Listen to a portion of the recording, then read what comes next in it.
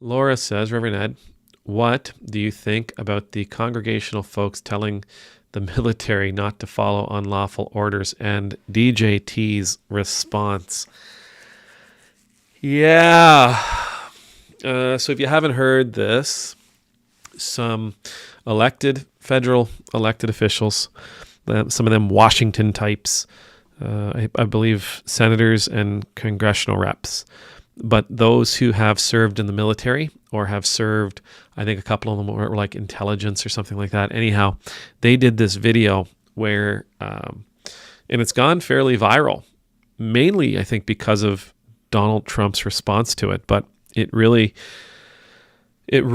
rubbed him and people in his administration the wrong way, because what they said was for the military that you shouldn't be, you don't have to follow, you're not allowed to follow unlawful orders. You're to reject and refuse unlawful orders. If you're given an unlawful order, you say no to it. That was the general premise. They didn't say anything like something like, you don't have to follow Trump if you don't want to.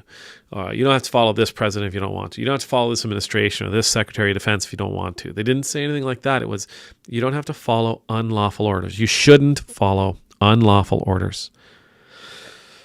And the response from his administration, well, one of his responses was, this is sedition, and the penalty is death. Others talked about hanging. Others talked about how George Washington would have handled it and how this person would have handled it. It was pretty gross. The response to that video was it was awful. It was pretty awful in that they were calling for those people. They were saying those people were traitors. Those people were seditious. Those people were criminals. And again, the penalty for those crimes is death. Now, lots has been. I mean, this caused a lot of people some concern. It freaked a lot of people out that he was talking like this. All caps. He was really yelling it out, and it was truth after truth after truth. And by truth, I mean post after post after post on his Truth social media app. Sometimes, how we respond to things. Sometimes how we react to things can tell the world volumes about what's in our heart. It can tell the world volumes about what's on our mind. It can tell the world volumes about what we have planned. And that's the only thing I thought when I saw his reactions to that video was, the only reason I would be that angry is if I planned to use the military to do something that they shouldn't do.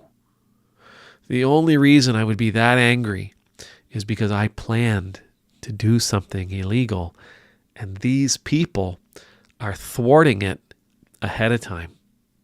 I, for the life of me, can't see it. And then I thought, no, hold on. As he invests passion into things, his base has a tendency to follow. And right now he's getting pounded by this Epstein file thing. So maybe this is a calculated, maybe this isn't a reaction. Maybe it's calculated. Maybe what he's doing is he's trying to get everybody's attention on anything but those files, on anything but those emails. Let's get that stuff off the radar, and we're going to go to, this is seditious, and that's the penalty. The penalty of this is death. Let's say something outlandish. Let's say something awful. Let's say something wild so that the press jumps on it, so that the left jumps on it, and they're pointing their fingers at me, and so that the right jumps on it and says, yeah, we got to be with our president.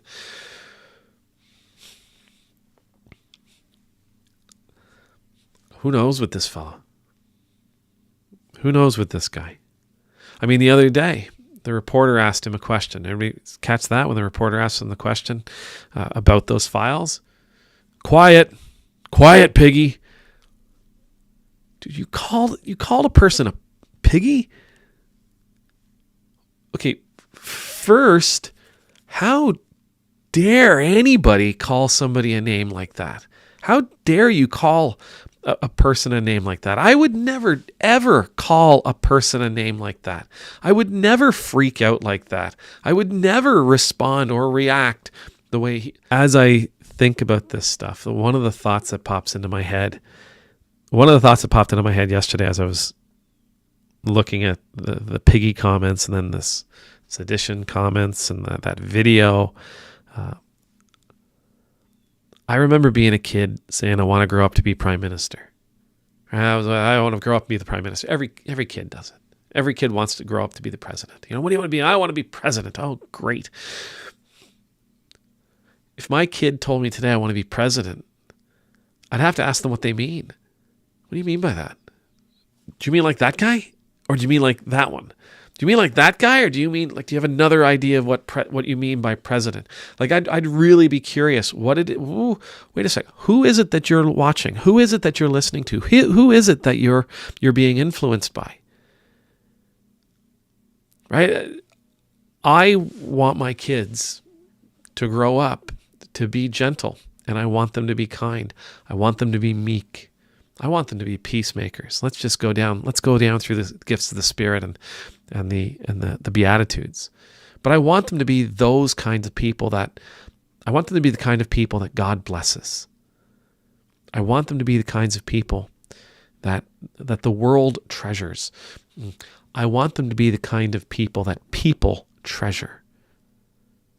Not because of celebrity, not because of status, not because of power, but because people know that my kids make their lives better, that my kids genuinely care about them, that my kids genuinely love them and genuinely want to provide for them. I want them to treasure my kids. I want my kids to grow up to be adults in such a way that their neighbors genuinely treasure them.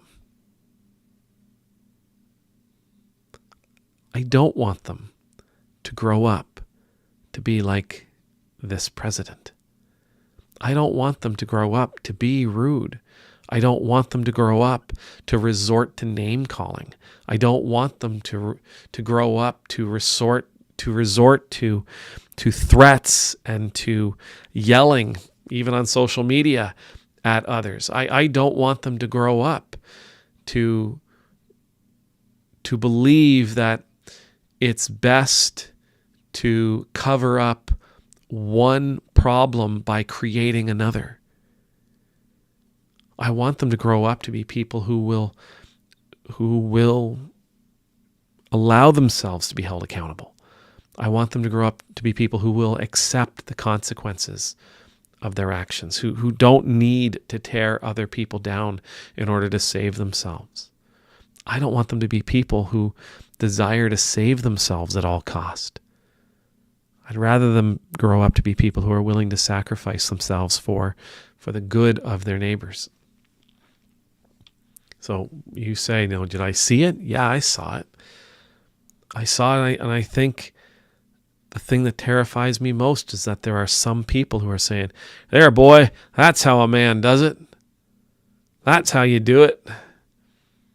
That's how you approach your life. I'm scared that there are people out there looking, oh yeah, I see what he did there. He got out of trouble by doing this kind of thing. He got out of trouble by yelling at those people. I see what he did there. I don't want more of this in the world. I don't want people to be influenced by this behavior. I don't want people to learn that this behavior pays dividends. That they can be rewarded by acting like this, by speaking like this, by condemning like this. I don't want this world to be filled with more people who think this is the right way to wield and exercise the power that they've been given. I think it's sad. I genuinely think that's where I am with this guy right now. I'm really sad because the legacy he's going to leave is not a legacy that his constituents or that the world is a better place. The legacy he's going to leave is venomous. The legacy he's leaving is, this is how you treat others.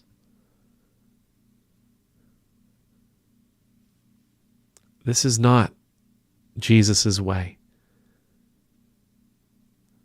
This is not Jesus' way. And again, one of my fears is that this guy right now is more influential than Jesus is. Even with that crowd that claims Jesus is Lord, my fear is that this guy is more influential than what Jesus is.